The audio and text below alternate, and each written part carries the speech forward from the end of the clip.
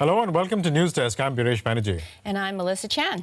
Now, conservative activist and influencer Charlie Kirk was killed last week.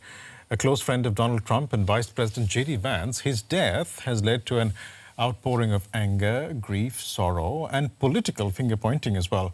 And it's also led to questions around whether political violence has crossed a point of no return in the United States and if political debate has become too dangerous in the country. It's what we're discussing today on News Desk. And joining us in the studio, we have special guest Brandon Bourne. Thank you so much for joining us. He is with the Bertelsmann Foundation.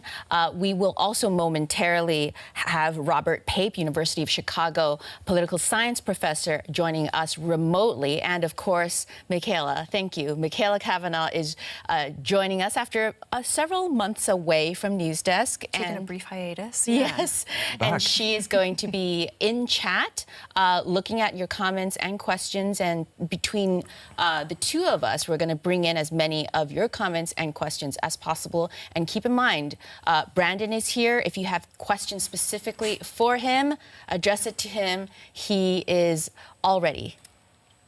Ready to go. Brandon's going to be looking primarily at some of the context around the politics in the United States at the moment and why it seems to appear to have become so violent. So do send us your questions in that regard for Brandon. And just, I was actually looking at Community Post earlier, so just to share a few of the comments coming in already. We have from at PSA 78, some of the world's best scholars on fascism has left America. When the experts leave their jobs and life that they have established, then it's not looking good between people who no one can reason with and people who manipulate for a living. There's only so many things that can happen. I'm going to guess this comment is referencing, for example, Timothy Snyder, the Yale political scholar and specialist on authoritarianism, who left for the University of Toronto, and actually Jason Stanley, also from Yale. Both of these professors, very prominent in terms of their expertise on anti-democratic movements, have left the United States. So a very interesting comment. And from James Williams, we also have someone saying, America passed the point of return decades ago. And somebody by the name of, okay, your handle is too complicated, J Saint TR, but your comment saying it's the art of manipulating fear into hate. And also someone named Thomas commenting on how this is cult on cult violence. So a diversity of opinions there, Biresh. Yeah, and I think we'll be getting more such views as we go along. Michaela, I think, has her job cut out for her today. And Michaela, you also have another job, which is the poll question. That's right, I do have the poll question. Okay. Shall we? Yeah. What is the poll question? Okay, so let's hit the poll question. So if you haven't already voted, now is your chance. In the chat, what do you think the top factor driving political violence in the U.S. is? Is it 1, the digital media landscape? Is it 2, the ready availability of guns? Is it 3, the political parties are to blame? Or 4, rising economic inequality? And so that's sort of the top, what you think that the top factor would be.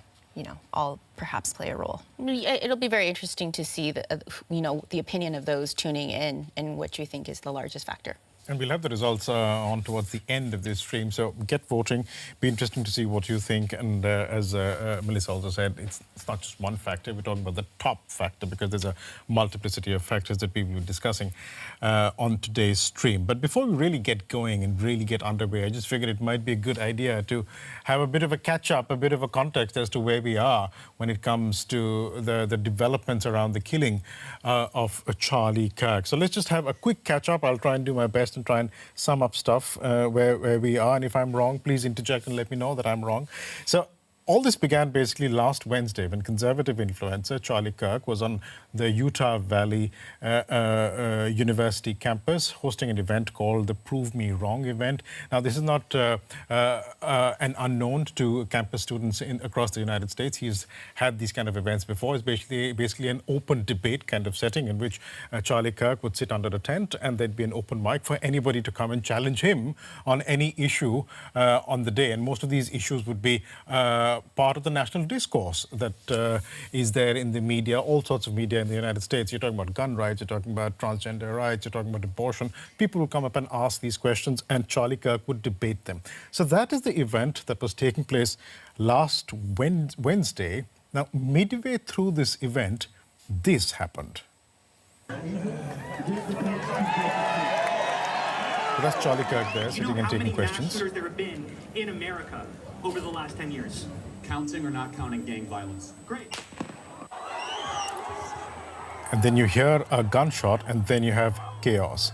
Now, that was unfortunately the gunshot, that was the shot that hit Charlie Kirk in the neck. He fell off his chair. He was taken, as you see in those images there, he was taken to hospital, but he was sadly pronounced dead a little while later. Now, what ensued after that was a manhunt involving the FBI and local law enforcement agencies, involving police and other agencies. And then around 33 hours after that, so just short of 2 days, you had a 22-year-old named Tyler R., who surrendered to law enforcement.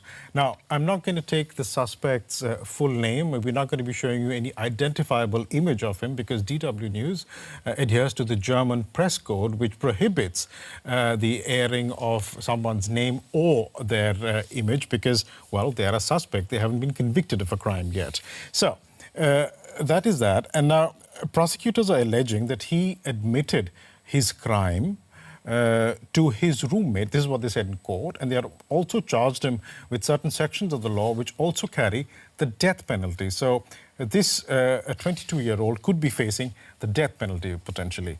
Now, this is what happened in the court yesterday when he was produced in court on Tuesday. But even before the suspect had been apprehended, we're going back to last week now on the Wednesday, even before the suspect had been apprehended or we were clear as to what exactly the motivations here are, Donald Trump, the President of the United States, issued a video from the Oval Office where he called the so-called radical left and placed them responsible for this killing. It's just worth listening to what exactly he said, his exact words. For years, those on the radical left have compared wonderful Americans like Charlie to Nazis and the world's worst mass murderers and criminals. This kind of rhetoric is directly responsible for the terrorism that we're seeing in our country today, and it must stop right now. Now, this killing has not been officially called terrorism as yet, but, well, that is what the President of the United States said. Now, you had Utah's Republican Governor Spencer Cox also talking along the same lines. He said that the suspect had a, quote, leftist ideology. You also had the U.S. Vice President, J.D. Vance, when he was hosting the Charlie Kirk podcast in Charlie Kirk's honor. He talked about, quote, crazies on the far left. And you also had the White House Deputy Chief of Staff for Policy, Stephen Miller, who was a guest on the podcast, saying that government agencies and government departments would be used to basically dismantle networks that promote violence. And the implication here being networks, essentially networks on the left side of the political spectrum, because the contention being they are the ones that are promoting violence. We'll come to that further on in this stream. Now, while that has happened, it is not yet officially completely clear as to the political motivations or why the suspected attacker shot Charlie Kirk. I mean, we don't know what his political ideology is either. He is registered as a non-partisan voter in Utah, and his parents are registered Republicans. So that, in a nutshell, is where we are and what the past few days have generally been about. Did that make some sense? Was that a sufficient fair? That is more clear than the stuff that I've seen on social media. Okay. Absolutely. And social media is an interesting component of here, and maybe we can discuss that further along the stream. But before we do that, Brendan, this is where you come in. Just at the outset, what was your reaction when you heard that Charlie Kirk had been shot? Horrified. I'll give away my age here. He's only a month younger than me. And when I was in college back in 2012, when Turning Point USA was founded, I mean, this was a trailblazing platform, if you will, that, of course, divided a large part of America. But I've kind of grown up with Charlie Kirk to a certain extent in the political space. So it's, regardless of your political views, any time that an individual is subject to that level of violence, keep in mind, not only were 3,000 people in attendance and saw that horrific scene, but his wife was there. His 2 small children were there as well. So a terrible feeling. I mean, it's something that one of our regular viewers, Nilay Chaturvedi, was also pointing out. He was answering a question on gun violence, wasn't he? He was being asked about gun violence. If you all paid attention to that clip that we played, the question was something along gun violence, and that is the point at which he got shot. I mean, the irony in that is just really tragic, isn't it? Completely. And Charlie Kirk, I mean, describe for us a bit about what Charlie Kirk's position has been on some of these contentious issues like gun violence, transgender rights. I mean, he's been called a number of things by his critics. His supporters defend him completely. They say allegations such as that he was a racist, for example, are completely false. That's what his supporters say. How do you see it? How would you describe it?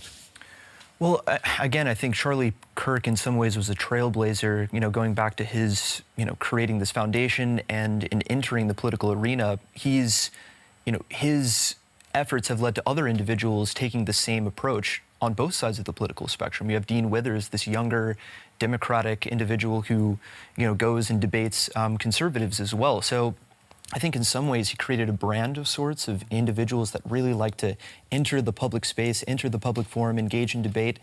In terms of his ideologies, of course, I think you described him as conservative a little bit earlier. Some would even say maybe right-wing in some areas. That's not my opinion, but you have differing views on where he stands on the political spectrum. But of course, the way in which he engaged in conversation, I think there's a certain romanticization that's taking place about the way in which he only wanted open debate. He wanted to, engage with people who didn't agree with him. In some other ways, you could say it was more performative, if you will. I mean, there was a certain way in which not only him, and it's individuals on the left as well, that engage in conversation that's more spectacle and less substance. I mean, it has to be said, it is not easy to face a crowd and open up the floor to any sort of question, right? I mean, but does it not speak to some sort of a democratic tradition as well of debate in the United States to say that, okay, I'm ready to take you on any subject. You may not like my views, but we are ready to have an open debate. Is there something to be said about that? Absolutely. I think that's one of the greatest fears that I have moving forward, that you have these types of fora that, regardless of your political views, these are, dialogue is a good thing for our democracy, right? I think that's something that we can all agree to, I would imagine. But now think about these individuals who are engaging in these types of fora. Or think about congressmen and congresswomen who are going back to you remember these scenes probably over the course of the year where there are these really contested town hall visits where legislators are going back to Washington and they're getting rocked with questions about, oh gosh, the policies in Washington, how can you support this? And they, to their credit, they stand there, they answer the questions. Well, some of them have chosen to hold town halls. Some of the politicians have chosen not to, presumably because they don't want to face the angry crowds, but also perhaps because of security reasons. And I imagine that those types of fora will struggle in relation to these recent events. Just to go back to what Donald Trump was saying there, I mean, he was talking about the so-called radical left. I mean, this keeps coming up, radical left, far left, left wing. Can you speak to that a bit? I mean, the radical left isn't an official term as such. Is it fair to call it an opinion? How would you describe it? What is the radical left, what is not, and who determines what is what? No, I mean, you've hit the nail on the head with that. I mean, it depends a lot on your perspective. I think the reaction from the administration, of course, is very quick. As you said rightly, we don't know exactly where this individual fell on the political spectrum. There's some, of course, remarks from his mother's testimony with the police in Utah that we can kind of glean in what political direction he was going, but there's still so much that we don't know, and to claim that there's this larger movement, murderous movement that's going after people who they don't agree with, I think that's blatantly false. I mean, I would just also say that this suspect is quite a young man, and frankly, even if you take out the age equation, I would say that a lot of people don't have consistent political views, and it's very problematic to put people in baskets saying that they are far right and far left. Often we also see the horseshoe theory of politics, where someone is so far right they start agreeing with people on the far left, and vice versa. Right, right. And so there's an inconsistency, I think, with people in general that I think is being missed in the coverage in terms of like trying to determine whether the suspect was left or right. It might be that the suspect was all over the place. Yeah, absolutely. I mean, I think something else to keep in mind is, we haven't really discussed this yet, but to blame, to incite further aggression in this space, I mean, that's the exact opposite of what you would want from political leaders at this time. Actions have, I mean, words lead to actions. Mm-hmm. And I think you can think of leaders in this moment as almost like thermostats. You know, they have the choice to turn the heat up with further rhetoric, or they can choose to calm things down, cool things down with restraint, and say this is a time for unity and a time for coming together. Going in the opposite direction, mm-hmm. I think we run the risk based on polling that we see, based on this statistically an increase in political violence in the United States, especially over the last year, mm-hmm. of that continuing, that trend. And Baresh, I just want to share with everybody some of the comments coming in. I mentioned a diversity of opinions. Here we go. At Jammy Tomato saying, Charlie Kirk is not worthy of all the political fanfare. Why is he being treated like a veteran? What an insult to all those who actually dedicated their lives to their country. So that's one take. But we also have Esteban saying, I used to be on the left. They will shout and yell if you disagree on one tiny thing. The right have always had open discussions. That was the beginning of my shift. So we're glad that a lot of people are joining in with different points of view, and keep that coming in, and send us some questions as well. Yeah, and let's bring in our other guest that we had promised you at the very start of the stream would be joining us. He is with us now. We're talking about Robert Pape. He's a political scientist at the University of Chicago. He's somebody who studied political violence in America for a number of years. Mr. Pape, thanks so much for making the time and joining us.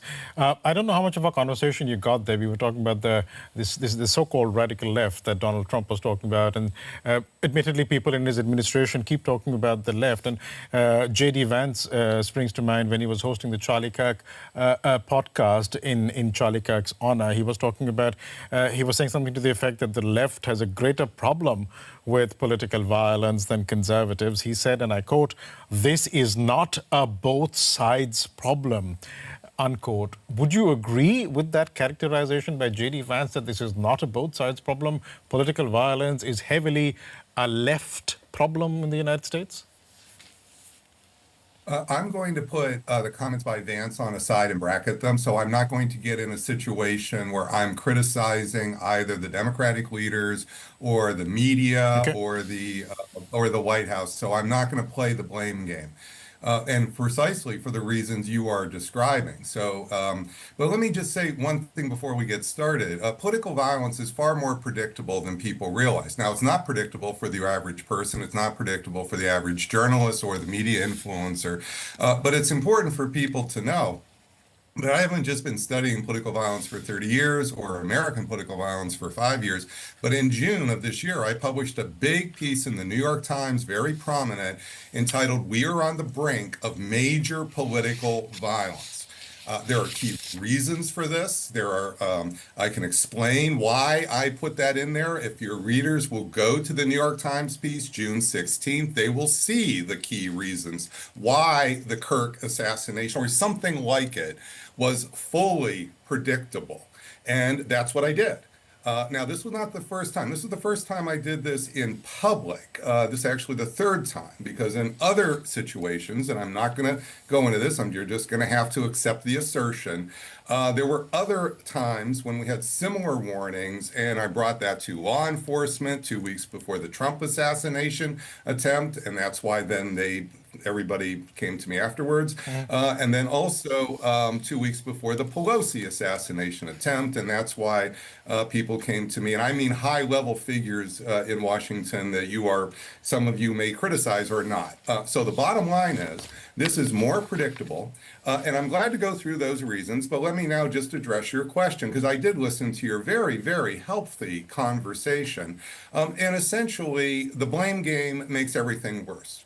Now, you know this from instinct, or you know this from your judgment, from your, sort of lived experience. I know this from data. So we have conducted actual experimental surveys where we show survey respondents different prompts, and we know that when one side blames the other, this tends to produce defiance and increases support for political violence. Go ahead. So, I'm sorry, I thought we might have frozen up. No. We were rapt and listening to what you were saying. Please go ahead. Very good. Very good. So what we know is the one-sided nature.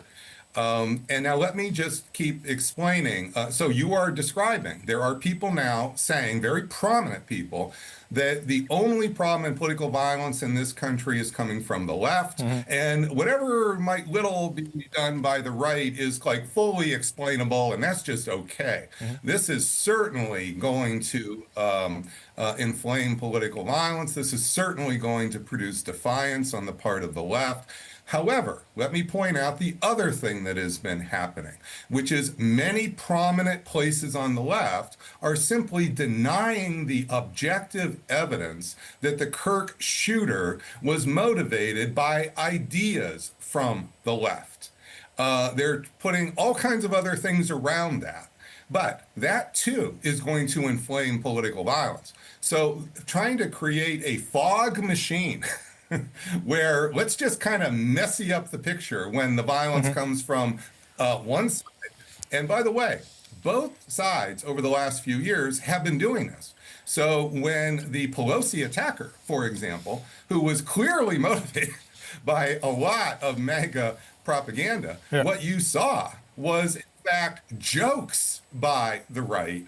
Hammers. Let's have a funny joke here for Halloween with hammers. So you can go online and find this. And then they basically also say, oh, no, this was just mental illness and so forth. So what you are seeing, I'm sorry, is the spiral dynamics I have been worrying about for several years.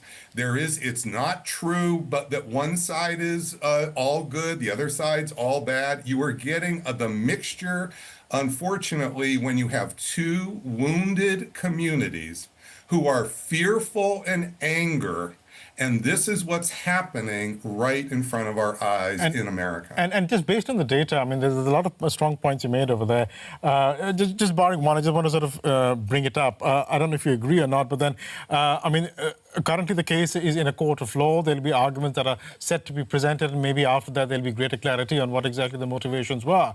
And if it is absolutely black and white, I think we might need to wait a bit for that. But just based on data, because you are a data guy as well, and I'm glad therefore we have you on. Can I just respond, sir?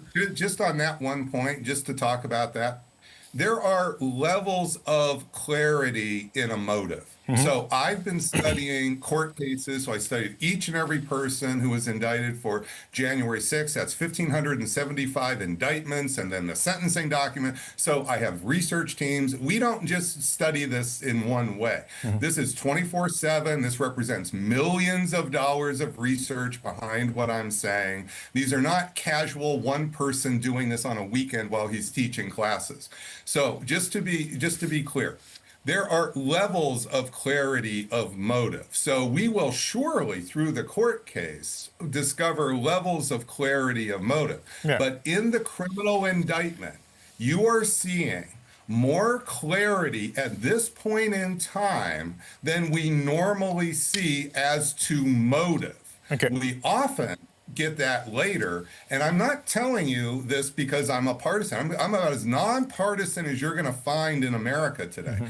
This is just simply the case. All of the evidence so far is pointing in one direction, Not a single point of evidence is pointing in another direction. So far. That will get deeper. Oh, so, well, absolutely, Yeah. sir. But let's just be clear. When the media then says, oh, well, no, we don't really know, what that's going to do is inflame the right to be even more, target liberals even more. Let's park that there and just get on to the point that you were making about the spiral that you were referring to from both sides. Can you talk a bit about, based on data, because you have great experience with data, has that picked up pace in the last few years, or is that something that has always been there in American politics?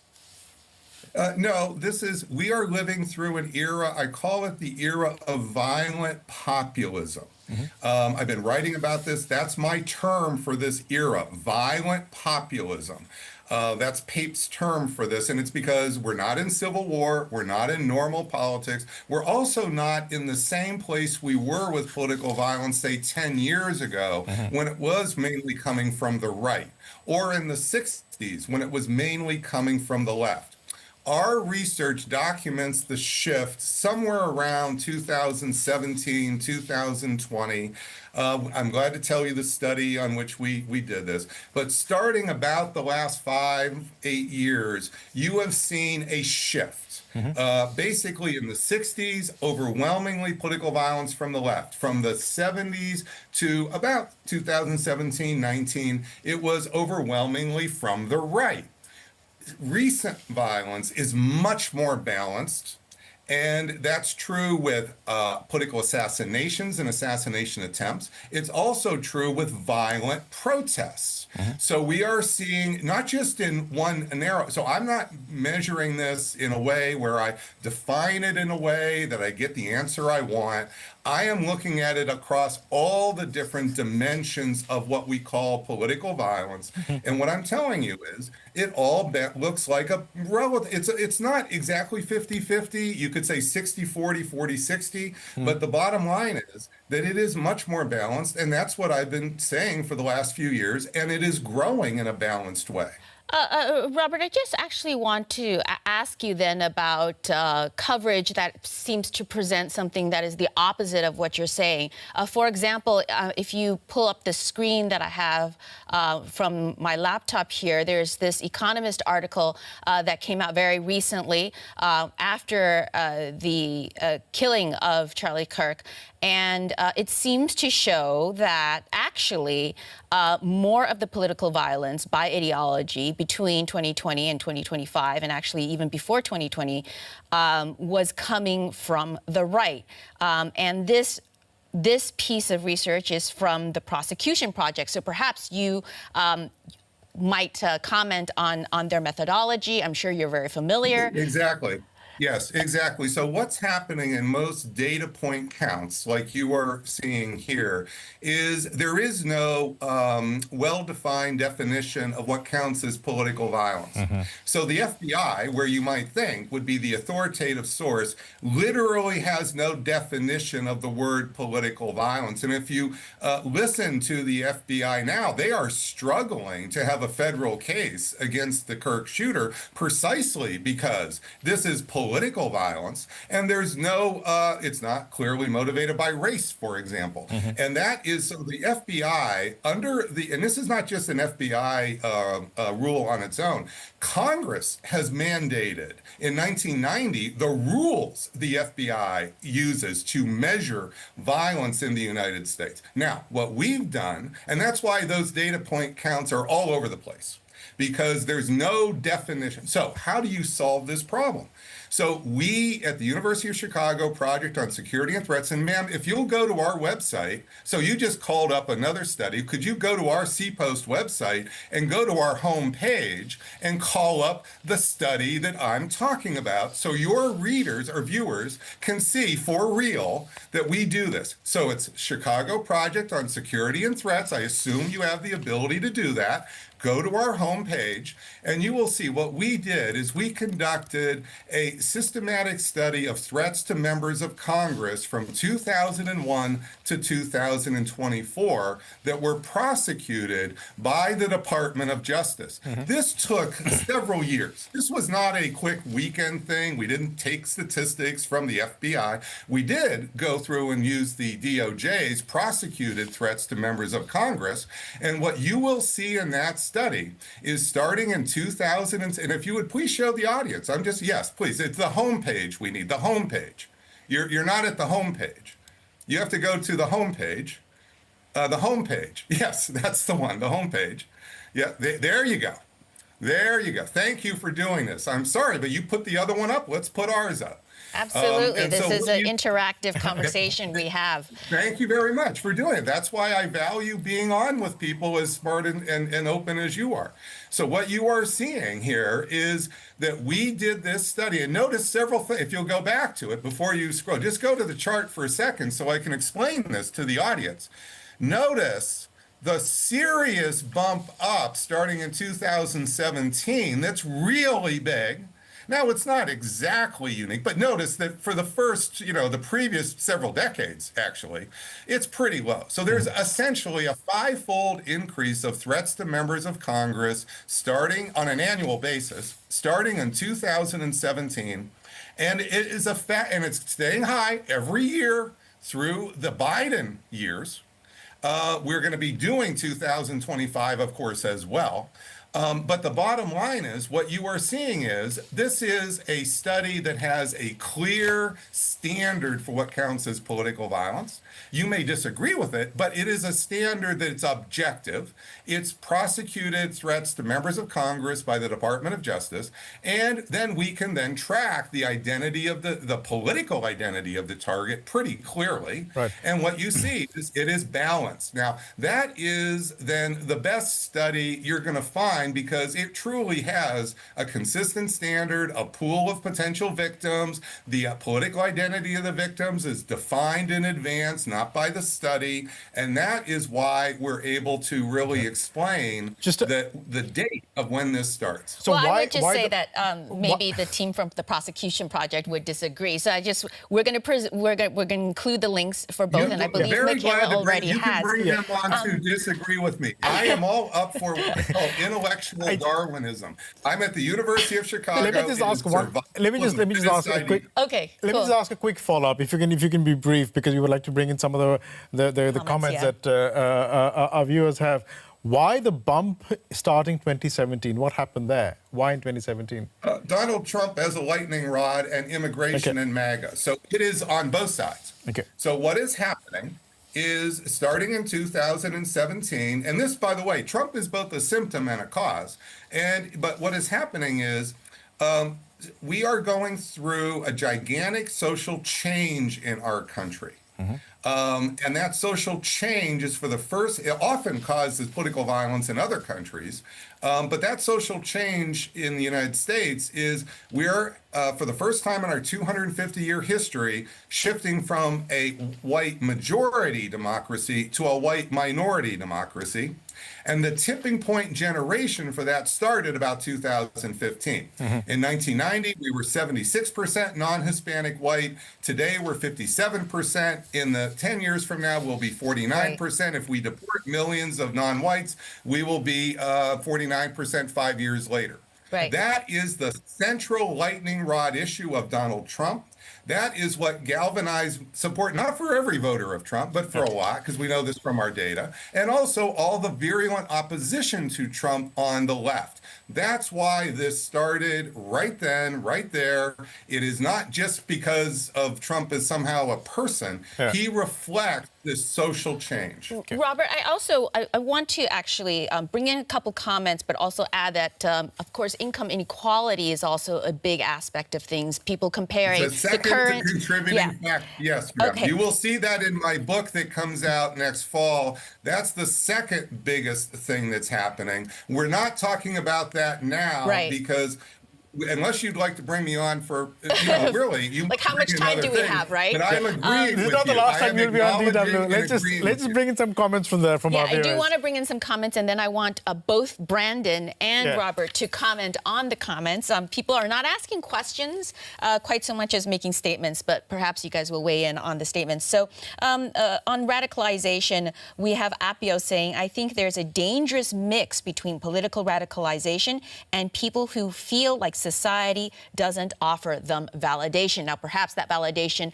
links to what Robert was saying about the majority changing in the United States in terms of that demographic.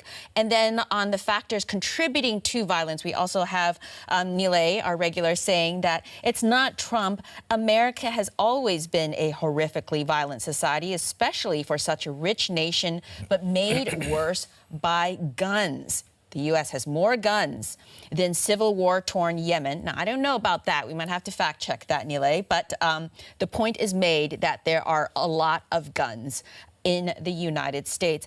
Brandon, you've been listening to what Robert has been saying. I've noticed that you've taken some notes, so I'd love for you to weigh in, and also if you have any comments to the comments by our viewers. Yeah, absolutely. And Robert, thank you for that incredibly comprehensive overview. I'm glad you and your team are doing this research. It's so important. Something to consider is, and Robert talked about this earlier, but America in many ways is a country born of political violence. We've had political violence over the entire course of American history. But what I think also differentiates this time in particular is the advent of the internet in particular. It seems, a lot of the individuals over the past 10 years that have been referenced, there's a common denominator there as well when it comes to these internet platforms, 4chan, 8chan, Stormcast. Many of these individuals who've committed these crimes have found refuge and have found support in these unregulated chats online in sort of the dark corners of the World Wide Web. I'd be curious to hear also what Robert says about that from his research. But I feel as though this is also something that we should be paying attention to when it comes to gun violence. Absolutely, but I think we'll talk about that in a bit. But I'll hand over to Robert. Let me comment on the internet, because that's a really important issue to explain. So for sure, the internet is adding fuel. But it's adding fuel to a fire. It's like pouring gasoline on a fire, but it's not the fire itself. Now, why do I say that?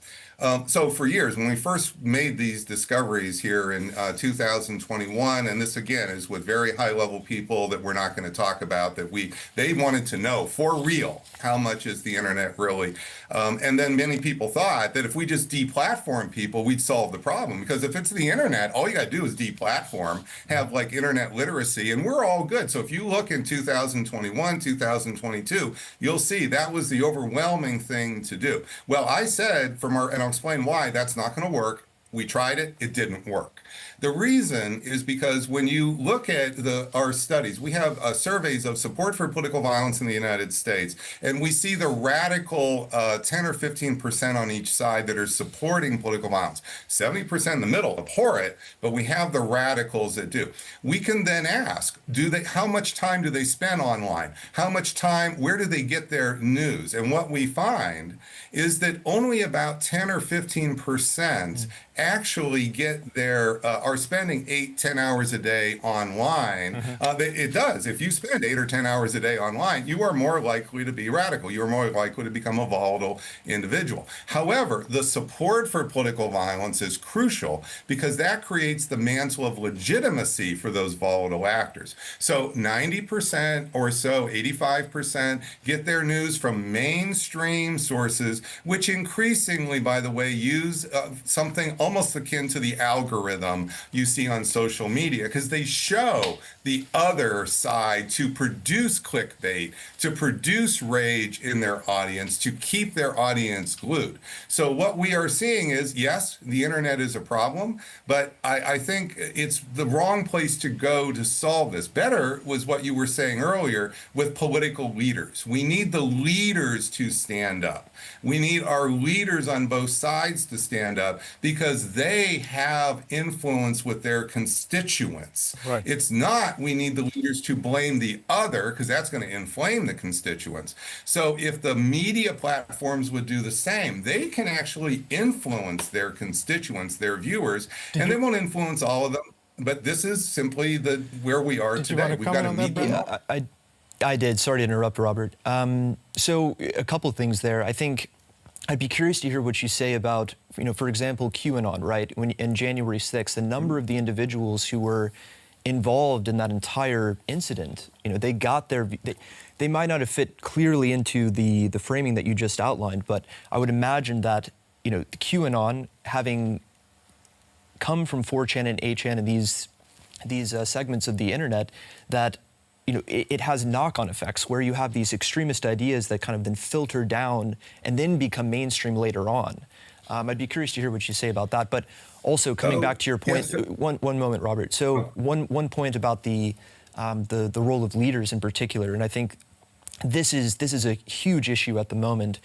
We have an incredibly polarized society. That is a symptom, not the virus. The virus is an incredibly polarized political system, and that's only becoming worse. The redistricting laws that we've seen over the course of this year, we saw in Texas, the response in California. My understanding is that Missouri is going to pass similar legislation soon. This knock-on effect of red states getting redder, blue states getting bluer.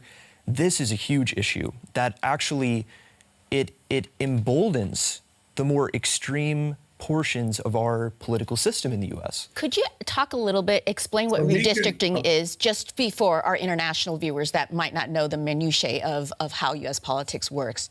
Sure, of course. So redistricting, or gerrymandering, as it's popularly known, is essentially, we conduct census, in the U.S. to see where citizens live, and based on that census, individuals in political power have the ability. It kind of depends on we have a federal system. We have 50 states that all have different rules, but generally speaking, the party that is in governing power is responsible for districting. Mm-hmm. And what gerrymandering is, you'll have a political party that sees a potential area, a stronghold, maybe it's a Republican-controlled government or a Democratic-controlled government, both sides do it, but they see a district that is really a stronghold for their opposing political party. Mm. Well, why don't we split that into maybe 3 or 4 districts? So they change the shape of the voting map. Exactly. In other They words. dilute the to vote suit their of their voting bloc. Exactly. I just have a question for whoever wants to take it, either you, Robert, or you, Brandon. Where are the people in all of this? You talked about a political system being the problem. Do people feel that they increasingly don't have a voice in this political system, given that what you say in terms of gerrymandering, that is happening? I'm sure people are not voting for that. It's happening above their heads. And then you have this very, very partisan debate that's happening in the mainstream media as well as social media. Do you think that the people are losing their voice, and maybe extreme acts of violence are a way of making yourself heard, however perverse that might be? So let me just say, if I could, all these questions we've been asking and answering for years in our data, and your viewers now know about our website. There are many big, fat, thick reports on our website. They can read about these issues. So first on QAnon, we have been asking the general public in our surveys about their beliefs in QAnon, and 10% of Americans, and this has been true for 4 years, not growing, it's flat, 10% of Americans basically accept some significant degree of the QAnon canon. That does correspond with higher levels of support for political violence, as you're saying. However, we also ask questions about the Great Replacement. Do you believe the Democratic Party is deliberately trying to replace the white electorate with non-whites from the third world? And over 25% of the public believes that. On the right, that's especially accounting for about half. That's the MAGA movement mostly. And you can see it right in our data precisely. And that is 7-fold times more likely to increase the support for political violence. On gerrymandering. Gerrymandering has been going on for many decades in the United States here. We're finding a phenomenon, not that's been steadily rising with this rise of gerrymandering side by side. We're finding that basically political violence was a relatively low issue where I'm not having 50 media interviews in 5 days, okay? Right. And suddenly it's abruptly rising. rising. Well, that is corresponding with this issue of immigration. So it's not just we're gerrymandered, where a lot of people thought that was a way to produce peace. We cut deals. We are basically cutting a deal. You get your district, I get my district, we're safe, right? No, what's happening is as our political leaders are going through this generational tipping point of demographic shifts, this is going to change the winners and losers in America. Yeah. That's what you see among the January 6 folks in their statements of why they did it. And that's what you see in our surveys. So we are seeing real politics changing, not just kind of fantasies on the internet. And that's why this has been so difficult to come to grips with. Could you take that question on where that leaves people? Do people think that they actually have a voice in democracy, that they can actually contribute? We know this too in our surveys. I'm sorry. So you will find actually in the Guardian for several years, not in the last 6 months because people didn't. But if you look at our surveys on the Chicago, we asked the question: do you believe that elites are really running politics in America? Do you believe that our elections won't solve serious problems in America? And what you will see is 40% plus of Americans are now very pessimistic about democracy. So your issue, man, that you mentioned earlier about the inequality, I'm going to make a lot about this. There's lots to say about this here next September, okay, when the book comes out. You'll see, voluminous. But basically, your instincts are right.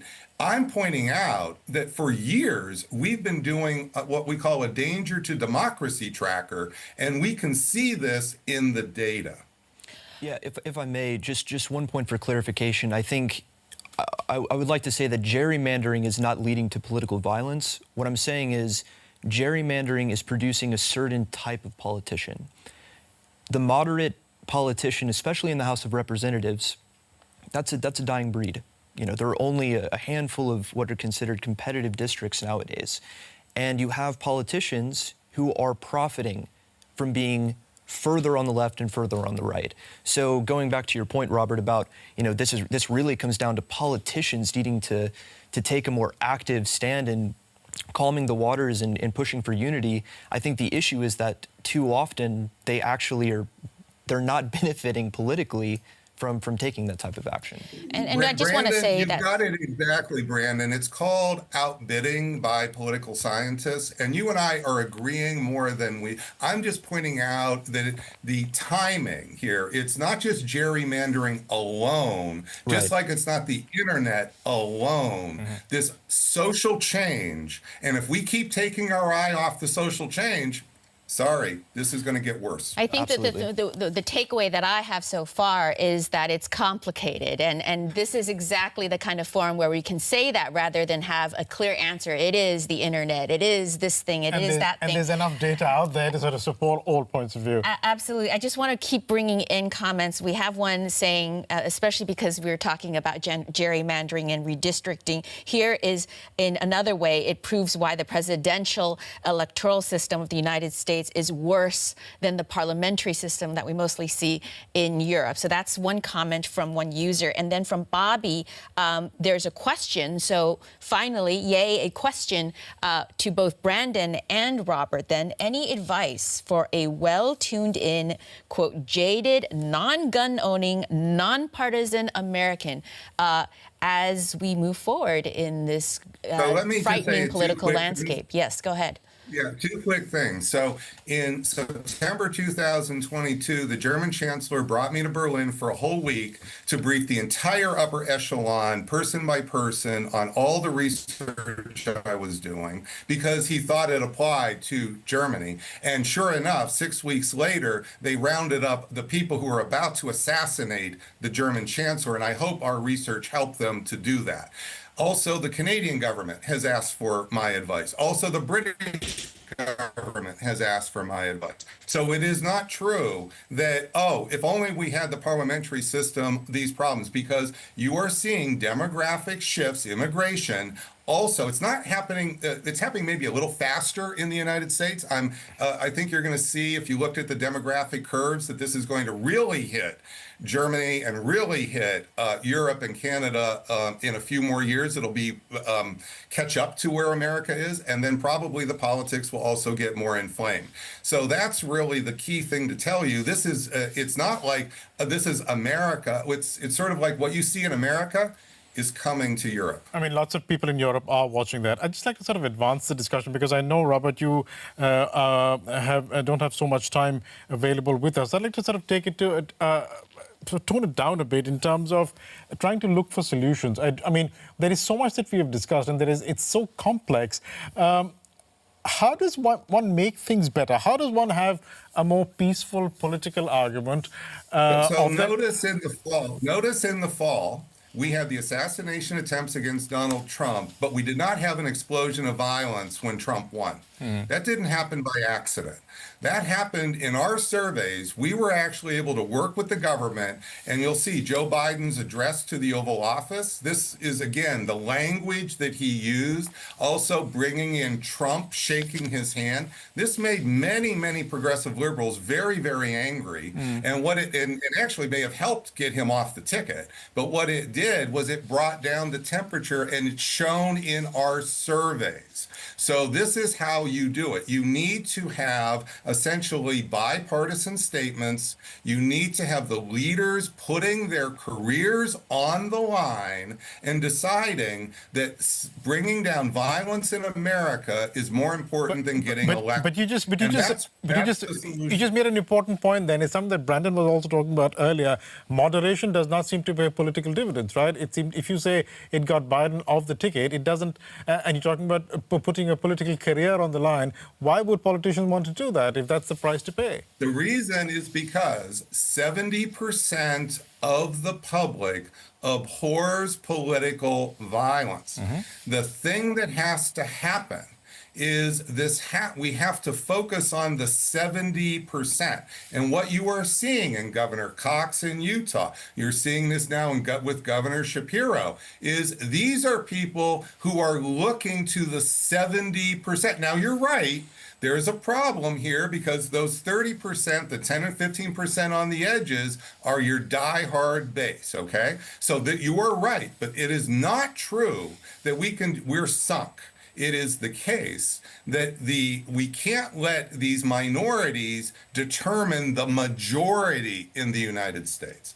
The United States system is not built for minority rule. And that's essentially what's happening here. So what we need to do is, this is why it's so important, and I'm sorry if I've been a bit more forceful to explain these views, and I know we just want to talk, but the bottom line is there's really a very clear set of understandings about what's happening here, and there's also then a clear set of solutions, and you are seeing high-level political leaders embrace these ideas, but not just people on the media, and not the ones you would be hoping for, right? I mean, Brandon, well, we need more, and that's what Brandon has to say on that. Thank you, Robert. I couldn't agree more. First and foremost, and I do believe, Americans we're optimistic people. So I think we do have politicians that do believe that this is the right move, and I agree completely. Shapiro's comments. The comments of the Utah governor as well that's the direction that we need to move in. And on the other hand, when we go back to gun laws in America, and we talk about something like Section 230 with basically internet. I can talk about Section 230 a little bit. Basically, companies in the United States are not liable based on the activities of their users. So the liability is not on the companies to basically moderate and look after what's being put on their platforms. These two pieces of the puzzle, again, as Robert very rightfully said, these are not the root cause of political violence in the United States. But even finding common sense legislation to those two issues, it's just not going to happen. If we could not get common sense gun reform in the United States after Sandy Hook and after Uvalde, it's not going to happen after Charlie Kirk. But it doesn't look like it's ever going to happen, right? I mean, no, that's my point. That's my point exactly. That would mean it's an intractable problem. And I would also add, I took down two names. I actually want to share two names because we really haven't dwelled, and we will not, on the issue of social media and online disinformation and the lack of regulation in Section 230. But if Maria Ressa was here, the Nobel Peace this recipient or an expert such as Renee DiResta, who is a disinformation expert, they would actually say that no, social media plays a much greater role than what we're discussing today here. I just want to throw it out there because we're throwing out ideas, and we're also talking a lot about research. And those in that space on the internet who study the internet would say that that is the big emphasis that they're primarily concerned about. Maybe Robert, you wanted to comment on gun violence. I would like to just say to Brandon that what we need is something that's more modest to go forward. Joint video statements by Republican and Democratic leaders. And if you will go to Face the Nation this Sunday when I was on, I've been arguing they should do this for over a year. And on Friday, they told me, Bob, we're going to do your idea. And they brought on a Republican senator and a Democratic senator for the first time ever to make a joint video statement condemning political violence. Now, that's just one segment of 7 minutes. But Brandon, this is more productive to move. And that's what we need, productive ideas, not to frustrate the public there's nothing we can do. Just on that idea, Robert, who in the American public, who from the Republican Party and who from the Democratic Party does America need to listen to in a joint statement? Ideally, let me give you the ideal and then just say stay tuned at the University of Chicago. So as I said on Sunday on Face the Nation to millions of people in Washington, D.C., ideally we would have a summit where you would have Donald Trump, J.D. Vance, Governor Pritzker, and Governor Newsom jointly condemning political violence. That may take some time to get to. So the people say, oh, you couldn't possibly. Well, that's what they said several years ago when I said we need the politicians to condemn political violence. Well, notice we're getting that now. Now we need to move to the moment, which is joint statements. We just had our first one on Sunday. I'm hoping we'll have more. I'm hoping some will happen at the University of Chicago. We are actively moving in this direction, not just simply doing research on the subject or sitting around thinking about, oh, there's nothing we can do. No, and Brandon's ideas here, I think, are quite good. We just need to be more mindful of the baby steps we need to take to get to these more ambitious ideas. Yeah, no, I agree completely. I mean, you've had a number of state-level initiatives. I'm reminded of the Republican governor of Oklahoma that introduced a similar initiative where he would come into contact with, his counterparts on the other side of the aisle as well and show. I think there was actually a debate where individuals were coming together and talking about common issues, what they had in common. So you've had a number of types of initiatives like this on the state and local level that, look, that's the bedrock of American democracy, federalism, that it comes from the grassroots and goes up to the national level as well.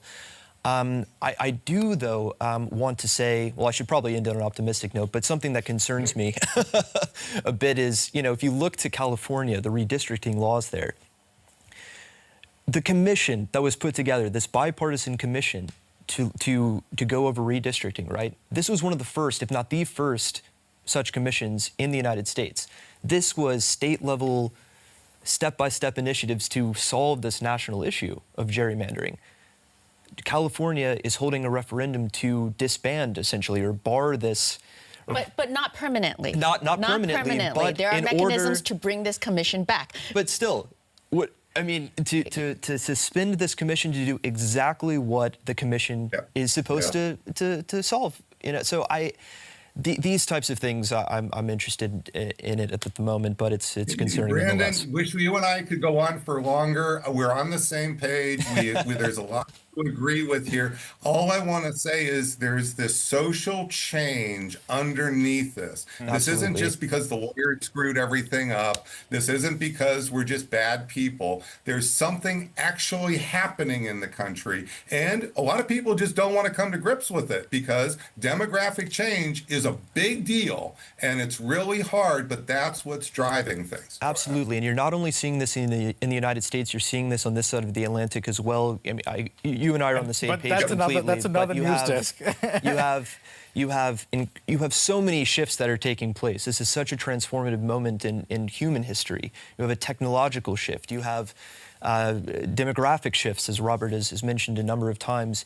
You have Americans that feel, well, citizens generally who feel like they've been left behind, that they're not represented by their governments, and this is what happens. Robert, I know that maybe we could have a show on the similarities and differences. Yeah, and that's for the next time. But thanks so much for joining us today, because I know that you are on a time deadline. Robert, thanks so much for making the time. Thank you for this. This was really healthy and really great. I'm glad really you think that. appreciate the 45 minutes. Thank you so much. Thanks so much. Take care, Robert. There is something that I did want to sort of bring up, and you have this ready. Robert was talking about, and Brandon, you were also talking about this joint statement. And in an ideal world, have J.D. Vance, Governor Newsom, everybody come together and make a statement. Wouldn't that be nice? But there is something. Would be nice. There is something here. We began this stream. This is all about Charlie Kirk and the fallout from his killing.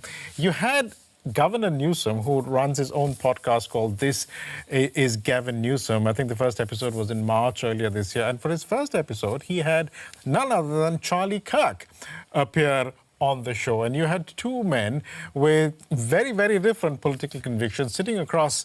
I think we have a visual of that. There you go. That was a conversation that they both had, sitting across from each other, just having a calm, rational conversation. And this deeply was criticized for it. Gavin Newsom, Governor Gavin Newsom at the both were time. deeply criticized for it. And I think Charlie Kirk was also responding and saying that, of course, he knew why he's being asked onto the show, because Gavin Newsom deeply wants to be president. He really wants to be president, and he needed to appear to be a more centrist candidate because he's talking to a person like Charlie Kirk. But then still, just the quality of two people on opposite sides of the spectrum sitting and talking and having a conversation for more than an hour.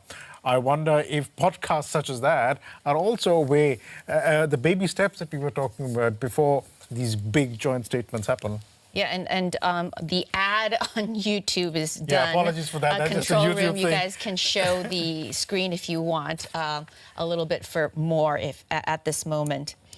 And I'm just trying to sort of, I'd seen this podcast before Charlie Kirk's killing, and of course after Charlie Kirk's killing, a lot of people have been commenting on this video, and they're there after this killing, and I found it very interesting that a lot of these comments people were talking about, this is two people talking and having a conversation. Why is that so difficult now? Brandon, we didn't get a chance to talk about where in the United States you're from, but I'm from California. I would just say that, when this came out, the governor of California, Gavin Newsom, was deeply criticized. He's also changed his strategy from engagement with members of the conservative movement or people who consider Charlie Kirk from the far right, and he's switched tactics to be very aggressive.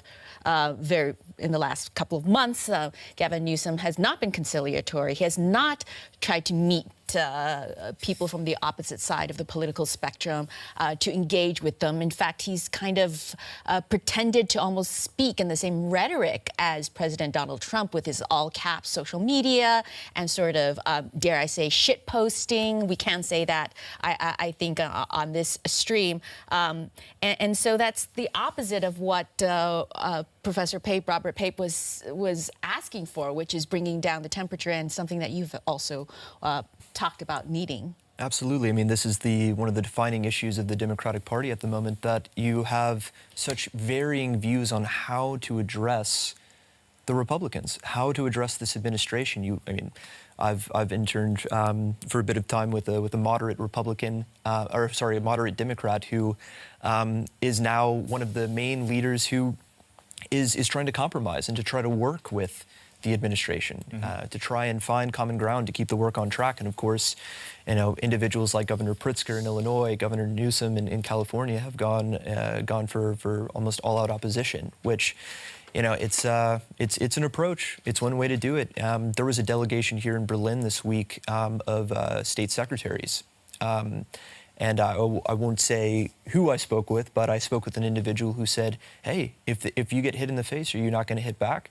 This era of, the Michelle Obama, when they go low, we go high, that approach, especially within the Democratic Party, is being challenged. Absolutely. What a difference a few months makes. I mean, the visuals that we were seeing of that podcast were from March, and then and Melissa's right. I mean, there seems to be a complete 180-degree turn in the way Gavin Newsom has been approaching his social media and using much the same tactics from the way the team from Donald Trump uses.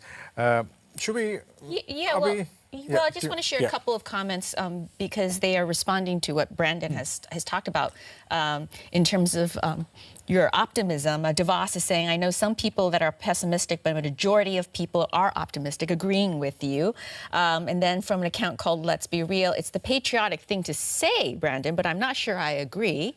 And Steve Warwick saying he begs to differ. Things are looking pretty grim by the day in these divided states of America. So thank you for sharing your comments and responding to what Brandon has said. It's always great to know that people are paying attention. I would love to hear, love to see what the results of that poll are, because that's again something that we required your contributions towards. And Michaela has been monitoring that. I wonder if that poll is closed, because I don't see it. Maybe and we while you're close it and checking just the have a look poll, at there's been where some we are. comments about the poll early on from DeVos again. They're saying there's never one thing, but it is multifaceted. We do know that, but the poll is... It's about the top factor. Yes. We were talking about the top factor. It's just a technological limitation that we can't have more than one choice, and therefore we asked for a top. the above. Yeah, Yes. I think that could be a fair answer for a number of people. But then we asked for the top reason. So let's see what the poll is saying.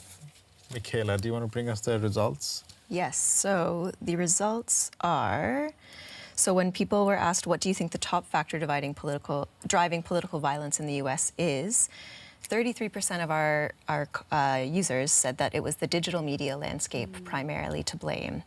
And that's followed up with the political parties who are to blame, so a lot of division there. 20% believed that it was the ready availability of guns in the U.S.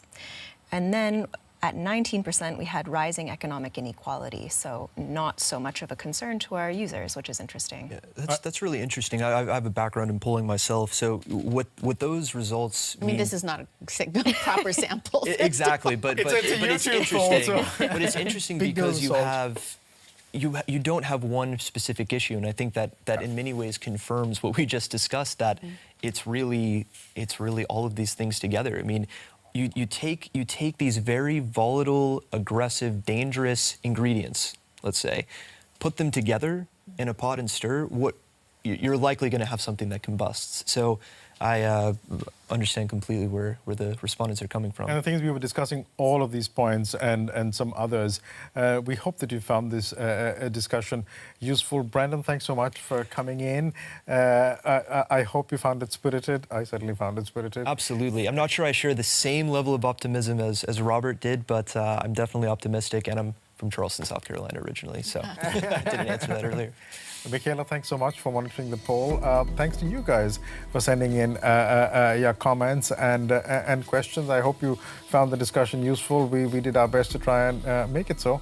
Yeah, and I'll actually be in the hot seat next week, and we'll be deciding what topic we'll discuss. So keep an eye on the community post about 24 hours before the chat begins, and you will see what we have planned for you. Thank you very much, and see you next week. Bye-bye. Bye-bye.